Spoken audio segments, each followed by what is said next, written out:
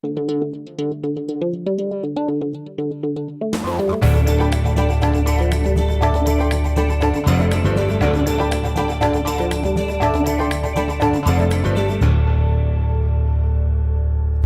provided by Walters, Papillon, Thomas Cullens, LLC, specializing in business litigation and personal injury cases for over 40 years.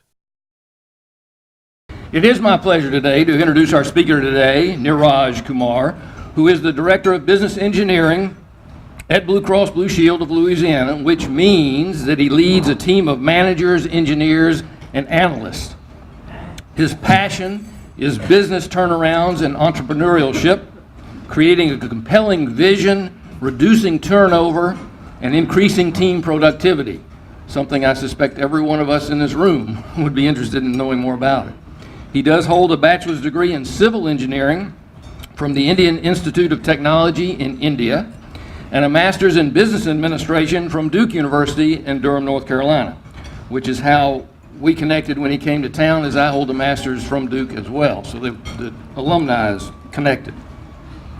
He also holds certificates as project management professional, strategic organizational leader, a Lean Six Sigma. He is a green belt, so I'm not messing with him. Niraj will give us his personal story of living and working with polio. He contracted the disease as a 6-month-old child.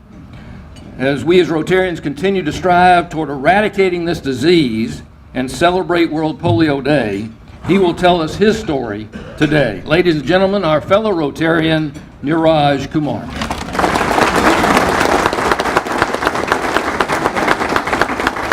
Thank you, Stephen. Fellow Rotarians, is this too close? Is it good? Good. Can you hear me? Okay. And this is, hopefully it works. So the title of my talk is Half Pedal, Full Pedal. And you guys will soon understand why the title is there. Just a little brighter. Raise your hand if you know what this is on the slide. Polio virus. It's polio virus, and you will have to take 1,000 of these, and that will make a period at the end of a sentence. So it's that small, but it's very, very deadly. At least it was to me. And I call it my nemesis, because it defined my life forever. It still does. If you look at the virus closely, you see the canyon there. That's where it attaches to human cells and works on the muscle neurons. Dr. Richard Bruno, who is a worldwide polio and post-polio expert, he calls polio virus a guided missile. And that's really not far from the truth. It really, what polio virus does, it not only attacks your brain, it attacks the muscle building neurons. It attacks the very basic blocks of our human body. So once it attacks that part of the brain, our muscles don't grow as they should.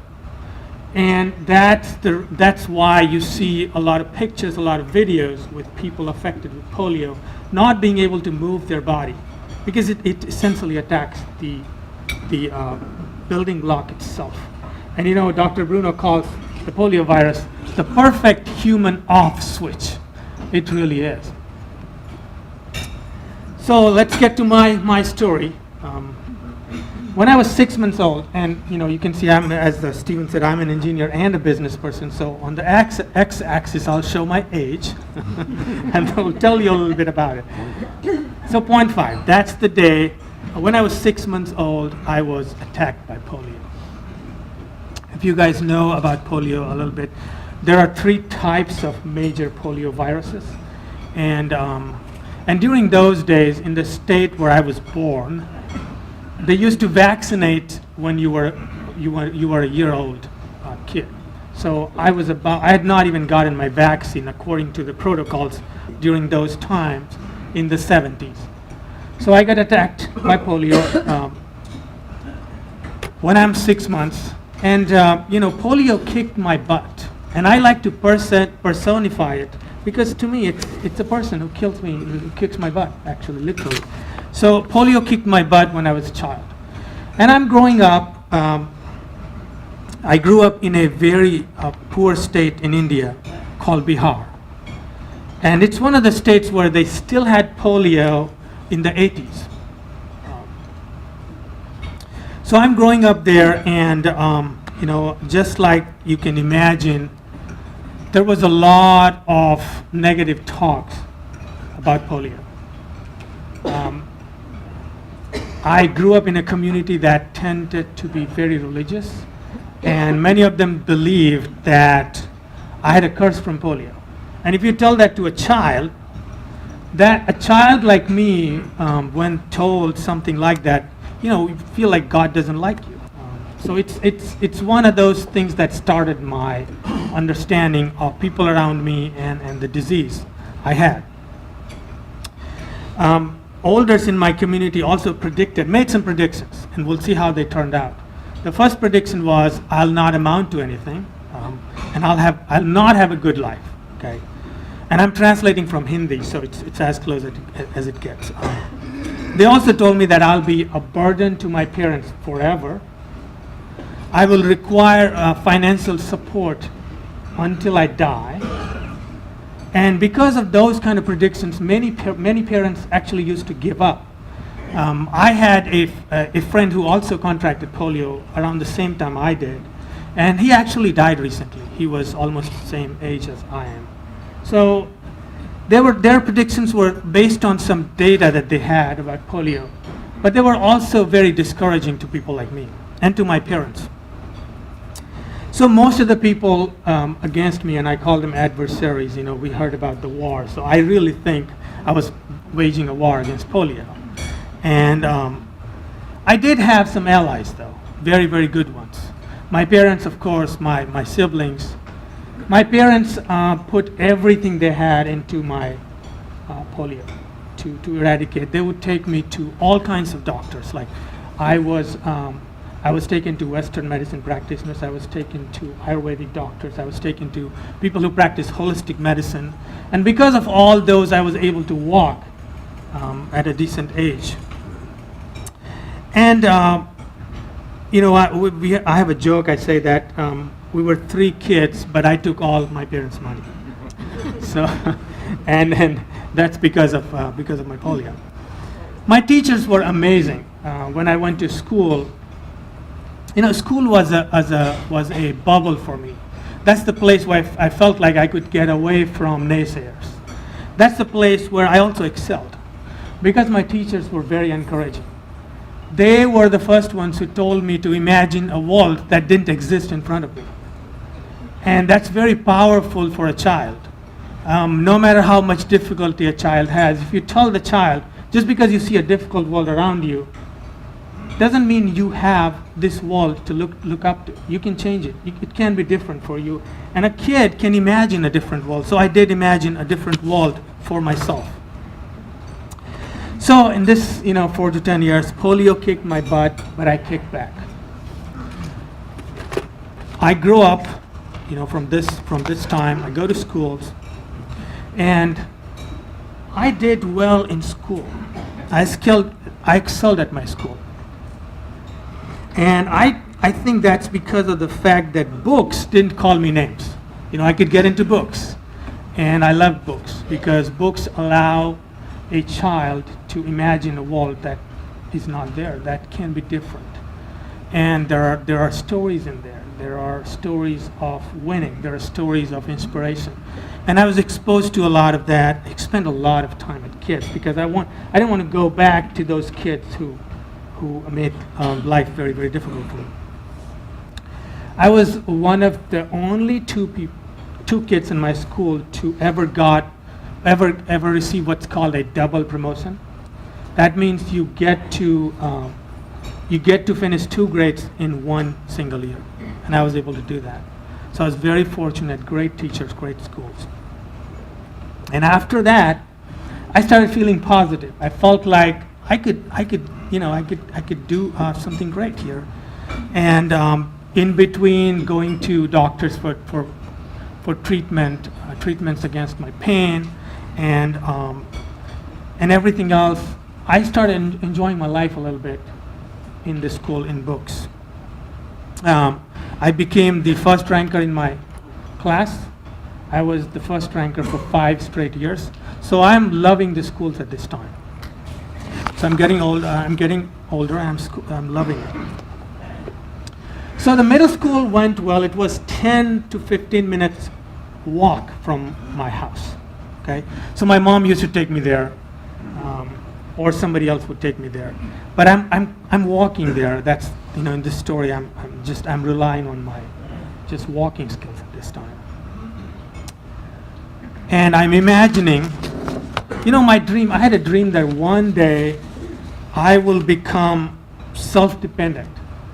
And I wanted to prove that my parents will not have to support me forever. That was my dream. That's what I wanted. So I'm imagining that and getting along with my life there, doing well in schools. And towards the end of my school life, like middle school, primary and middle school, I hit a roadblock. I'm very happy that school can take me to places, right? But at this time, I could no longer walk to my high school, the high school that I wanted to go to. I always wanted to go to the best schools. I just did. I just thought I need to get to the best schools because that was the hope I had of making in my life. So I wanted to go to the best school in my hometown, and that was 20 to 25 minutes if you could bike. We didn't have motor cars or anything back then. My parents were not very rich. My dad was the first person who went to college in his family, so we didn't have a lot of means. And the only way I could think about going to the high school is on a bike, learn to ride a bike. But kids with polio didn't ride a bike. So that's my big obstacle, and at this time I kept thinking how to can I learn to ride a bike, and if I can, how to do it. And kids always have a small bunch of kids helping them, like partners in crime. And my younger brother and a kid from the neighborhood, 3 of us, they were helping me learn they were trying to help me learn how to ride a bike. And I still remember on the first few days, all I did was they would get me on the bike and I would fall. And and this kid, he kept telling me you could do it, and he knew how to ride a bike. So I believed him. I thought if whatever he's saying, it must be right because he knows how to do it. His name was Sanjay, and my brother was like, "Oh man, we'll be there with you, whatever." And so let's just keep trying. So that gave me hope. We always look up to somebody who has done something before, right? We are Rotarians. A lot of Rotaract members look up to us because they know we have done something that they want to do. So I looked up to the kid. So at this point, let me tell you about half pedal. Now, this is the way we define half pedal in the part of the world I grew up in. And I don't know if we can play a video. Can we play this video? We can.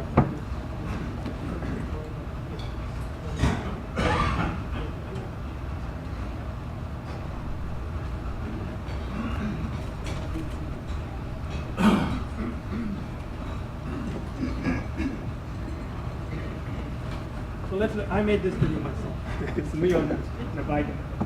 So half pedal means that you could, I remember that I'm a kid with poor muscles.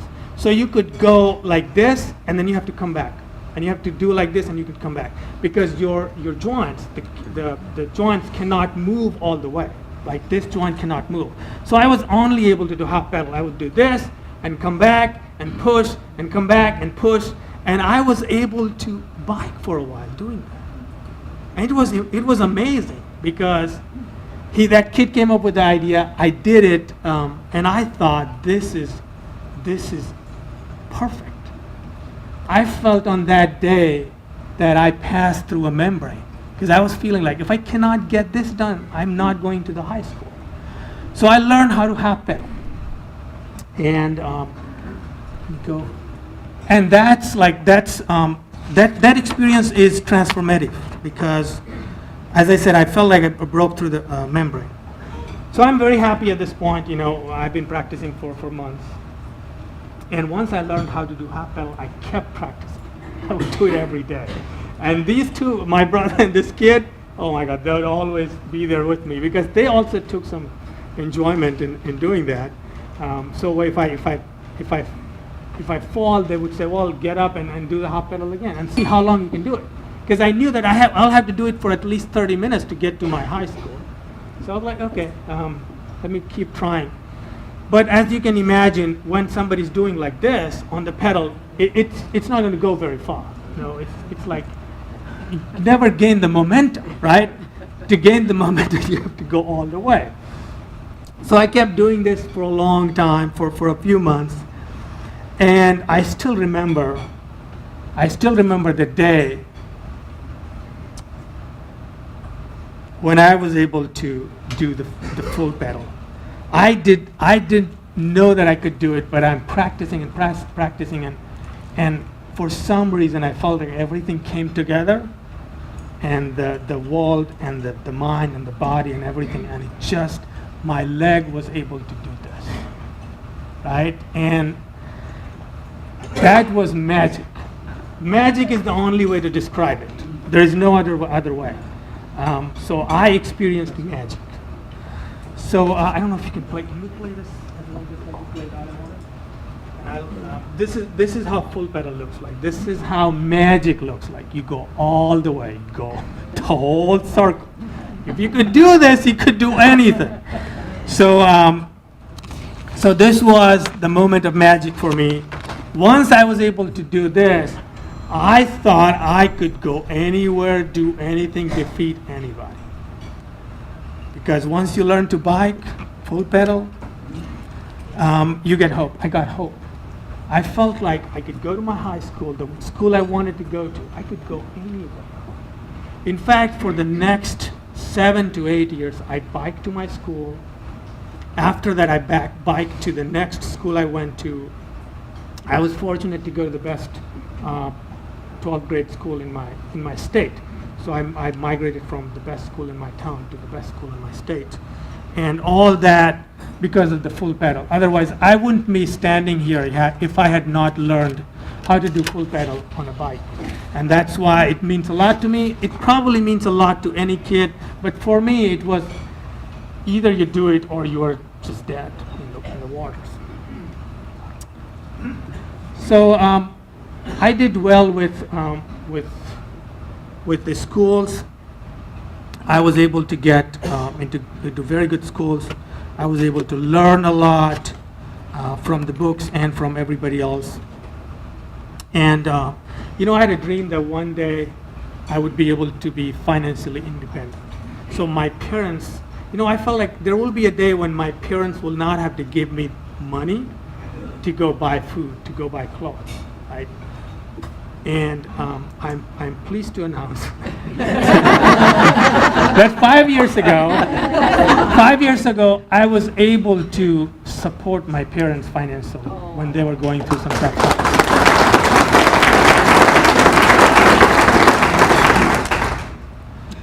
And so, in a way, I exceeded my goal of being independence and living without financial support from my parents. I was able to do this because I was able to fight the virus that still lives in my body. It has destroyed a lot of muscles. But I was able to work with my teachers, including my exercise teachers, my x-ray technicians. It's a lot of, the life for me was a lot of treatment. When I was a high school, I was getting conscious about being naked. So I still remember that I was on this big x-ray machine where they want to see all your bones and muscles, how they're doing. And I remember the doctor coming into the room and said, you have nothing to fear. I mean, all of us are naked beneath our clothes. And I remember that as well. He was one of those doctors who was also a good teacher. So he would help me do the exercises. This is how you put your put your one foot and a lot of machines, a lot of exercises. Polio still reigns in my life. My polio is like a boulder that is sitting on me and weighs 10 times I do. And it goes with me everywhere. I have limited strength in my muscle, so that means it impacts that time that I can spend with other friends like you guys. Many times I have to cut my appointments because my pain has gone beyond a certain limit. So I'm working with it, and I believe that the fight against polio continues. All of us are working, all the Rotarians are working and fighting polio. Whether it's polio before it hits the brain, because once it hits the brain, it's like somebody like me, or even worse. I was one of the lucky ones that did not get hit that badly. So I believe that we can fight polio on both fronts, keeping the virus from getting to the brain and helping friends like us who have been impacted by the virus. It lives in their body, but they need help because their muscles have limited strength. But I also think it's a good use of our dollar because, I'm a business guy, so I think about ROI as well. And I think we have seen a lot of advancements made by people who are impacted by polio, whether it's Arthur C. Clarke, whether it's a lot of people who whether it's President Roosevelt. A lot of people have given us a lot who were impacted by polio. And I really believe that we can do it. I grew up in India. In India, there was the fight against polio was conceived by a Rotarian, not by the government, not by a bureaucrat, by a Rotarian. And then everybody else joined in the fight. A country of 1.3 billion people was declared polio free in 2014. I believe if we could do that, if we could eradicate the polio virus attacks from a country of 1.3 billion, we could do it from anywhere around the world. And there is a little bit of data on the slide to prove that we could do it. There are only 3 countries where we still had polio cases in 2017. If you look at the number of cases that we had in 98, 350,000. Last year, we only had 22. That's more than 99% reduction. That's a big deal. We started with a couple of 100 million as the pledge to fight polio. Globally, as a community, all of us together have spent around $15 billion fighting polio. And there is no way we cannot fight it until it goes away completely. So my second dream is to have, it's on the next slide. So we might have to manually. Come on, next slide. So you see the yellow things over there? Space.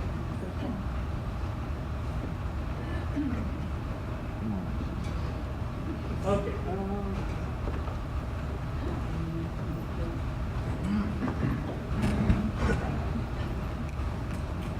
Okay. So let's see if that comes up. If not, the message that I have is those yellow dots should. There it is. See, that's my. I literally used my own handwriting to do that. I like the font, man. The font is also and the dream is no new cases. We shouldn't have any new cases. There are 22. There were 22 last year. There is no reason we cannot make it 0. We should be able to do it 0 one day. And I hope to do it before I exit from this earth. So thank you for listening to my story, and please contribute to anything you could to eradicate polio.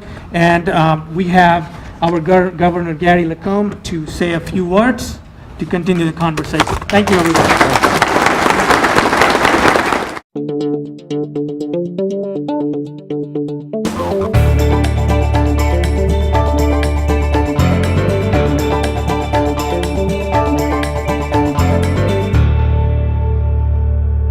Support provided by Walters, Papillon, Thomas Cullens, LLC, specializing in business litigation and personal injury cases for over 40 years.